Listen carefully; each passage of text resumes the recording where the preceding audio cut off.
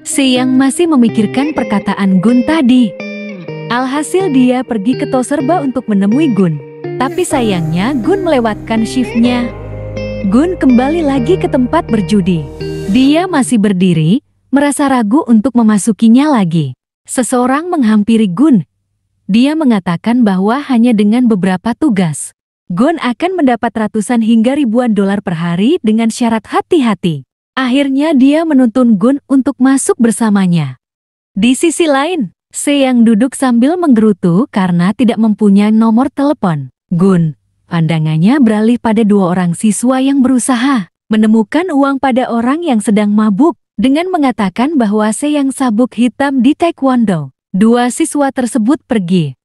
Seyang mendekat ke pria yang tengah mabuk tersebut, menanyakan apakah dia baik-baik saja. Tapi pria tersebut terlihat linglung. Akhirnya Seyang menanyakan alamatnya untuk mengantarkan dia pulang. Gun pergi ke Toserba untuk membeli kartu. Setelah Gun selesai, pegawai Toserba tersebut langsung mengabari seseorang. Permainan dimulai ketika Gun sudah memberikan kartunya. Dan ternyata kartu tersebut sudah dimanipulasi, sehingga ada pemain yang merasa ditipu. Akibatnya Gun terkena masalah karena dia yang membeli kartu tersebut. Seyang mengantarkan pria mabuk ke rumahnya. Ketika sudah sampai, Gun muncul menaiki tangga.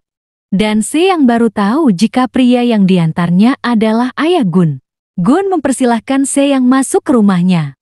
Seyang memperhatikan wajah Gun yang dipenuhi lebam. Dia menanyakan apakah ada kotak P3K. Tapi Gun malah mengatakan jika Seyang terlalu bernyali karena mengikuti pria mabuk ke rumahnya. Seyang kembali bertanya bagaimana Gun dan Taeha saling mengenal. Gun menjawab sekadar kenal. Seyang pun juga menjelaskan jika dia dan Taeha tumbuh di lingkungan yang sama. Seolah menjelaskan bahwa tidak ada apa-apa antara dia dan Taeha. Seyang pamit pulang.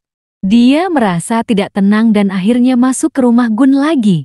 Menawarkan untuk mengobati luka Gun.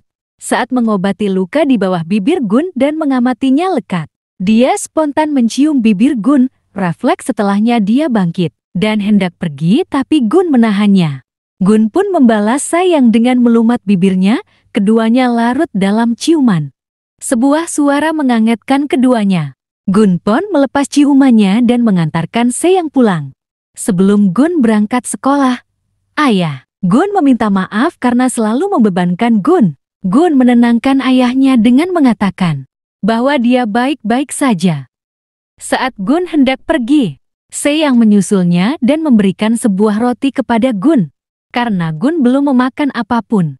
Seyang juga hendak menjelaskan tentang ciuman mereka semalam. Tapi nyatanya Gun malah mengatakan jika dia menikmatinya. Seyang mengikuti Gun ketika bekerja di bar. Dan tentunya membuat temannya Yung Ji-chol terkejut. Yung Ji-chol dan Seyang berkenalan. Ketika Yung Ji-chol menggoda mereka, Seyang malah menjelaskan jika Gun belum mengajaknya berkencan. Dan Seyang bertanya pada Gun kapan dia akan mengencaninya. Ketika Gun melayani pembeli, Seyang diajak bicara oleh Yung Ji-chol. Yung Ji-chol memberikan sebuah tiket turnamen Hold'em dan menyuruh Seyang memberikannya pada Gun. Berharap Seyang dapat membujuk Gun karena Gun pandai dalam permainan Hold'em.